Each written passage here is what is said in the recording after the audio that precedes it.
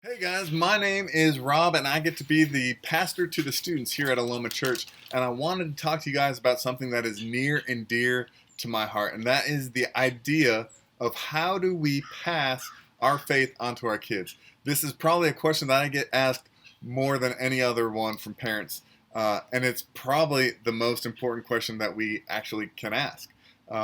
So before I get started, I do want to say the things that I'm going to talk about are strategies that have worked for us as a family. They've worked for us over the past 15 years. We've worked with at-risk youth in the group homes. We worked with foster care. We've worked in therapeutic foster care, and we worked on the mission field in an orphanage. And this is just ways that we have found to really kind of be able that have been really effective in how to pass our faith on to not just our kids, but other students and youth as well. Um, so, uh, you don't have to agree with everything. In fact, if you disagree, I would love to talk to you about it because I'm always learning, always improving, always getting better. But when our kids are young, it is super easy to disciple because all you do is you take them to church on Wednesdays and Sundays. You do like a Bible story at night. You pray at night. You say grace before you eat. If you're like us, you listen to Adventures in Odyssey, which is like a really cool radio program from Focused on the Family. But then I would say fifth grade, sixth grade hits, and all of a sudden your kid is becoming kind of like pop culturally aware. And they're starting to hear music on the bus that you don't listen to, and they're starting to talk about games, video games with their friends where you're like, no, we don't play that.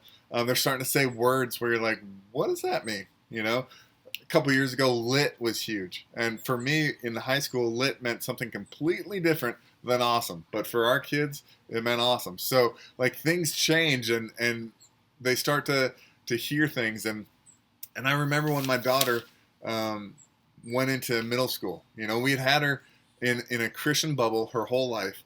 She grew up in the church. We went and did missions. We lived on a Spanish-speaking seminary, and so she had always been around Christian people. But then in middle school, she started to make friends with Jehovah's Witnesses and Muslims and Jewish people and atheists, and she had teachers who were starting to say things like, "Oh yeah, I used to be Christian, but then I outgrew it," you know. And so like we had always taught her to respect teachers and to listen to what they say. And so for her, it was like really confusing, and she started to really struggle with it. And so at that point, it became evident that I had to shift how I was discipling my kid because she was just really having a difficult time with especially creation versus evolution. She loved her biology teacher, but he kept teaching about evolution, how we came from a single cell organisms, and so she got super confused with that. And then she's like, well, if evolution's right and creation's wrong, then maybe everything that the Bible teaches is wrong. And so we started to shift in how we discipled. One of the first things we did as a couple, my wife and I, is we began to pray. And we began to pray that God would lead us on this journey and that God would show us what we needed to do differently. And that began this process of like self-assessment. We began to assess how important was our faith in our own life, like how important was it in our decision making. What if we had a stranger and he came and he looked at my life as opposed to my neighbor's life, would he be able to tell the difference? Would he be able to tell the difference in the music that I listen to, in the shows that I watch, in the way that I speak, the way that I compete as an athlete or ex-athlete because I'm old now? Would he be able to see the difference in how my wife and I interact with each other, how we disagree with each other? Would he be able to tell the difference in how I discipline my kids? And so that was like a very eye-opening assessment. And once I did that, I moved on to the next step. And the next step was changing my philosophy on discipleship. I had to change this idea of I'm just going to teach, teach, teach, and I'm going to have Ashley do a daily Bible study. She's going to have to read 2 chapters a day in the New Testament and a chapter in the Old Testament, and that's what we're doing. And we switched it to just taking moments and teaching,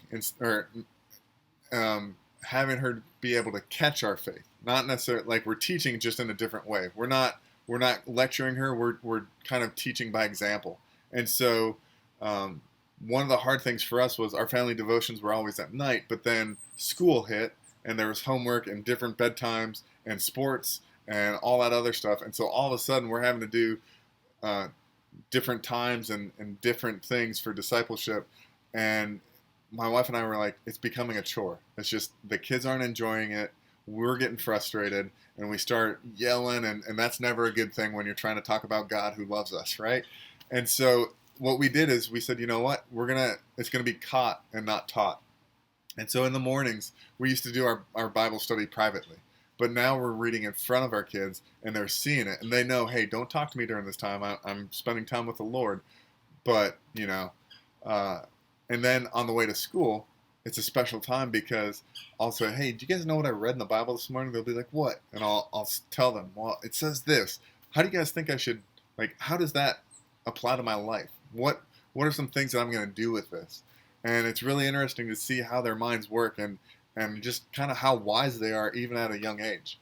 And so we began to pray. We changed our philosophy. It's more of a caught philosophy and not a taught philosophy. And then something that goes along with that is that students in general, I just think people in general, we're all looking for authentic people.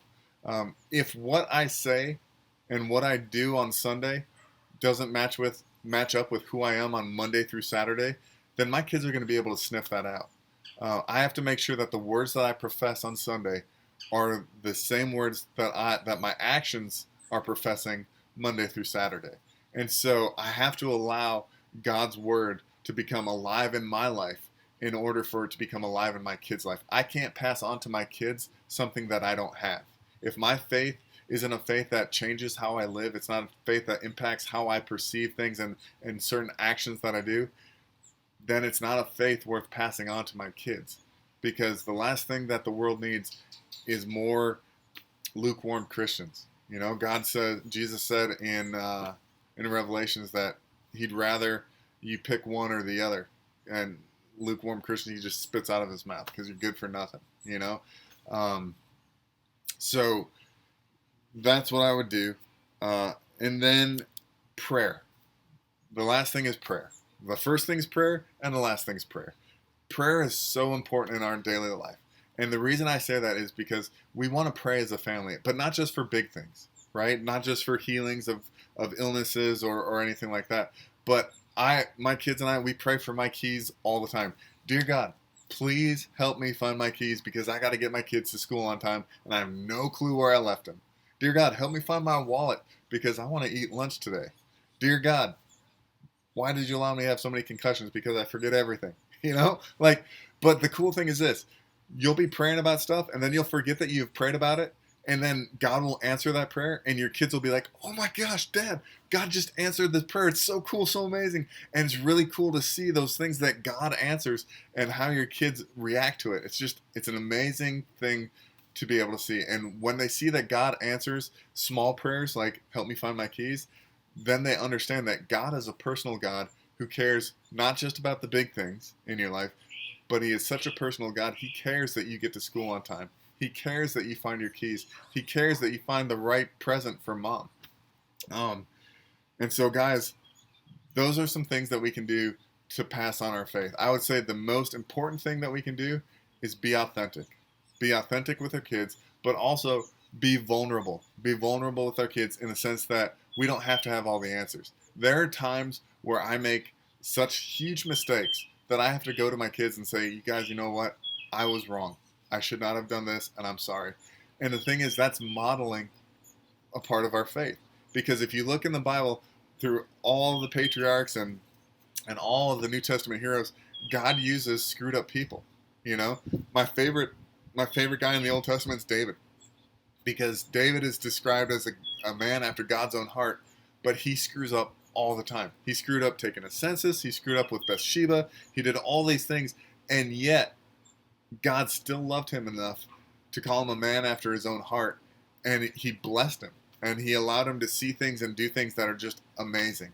And so, guys, be authentic, Let your faith, live your faith out in front of your kids, but also live your mistakes out. You know, you got to take your kids along for the journey. Show them how your faith goes along with your decision making.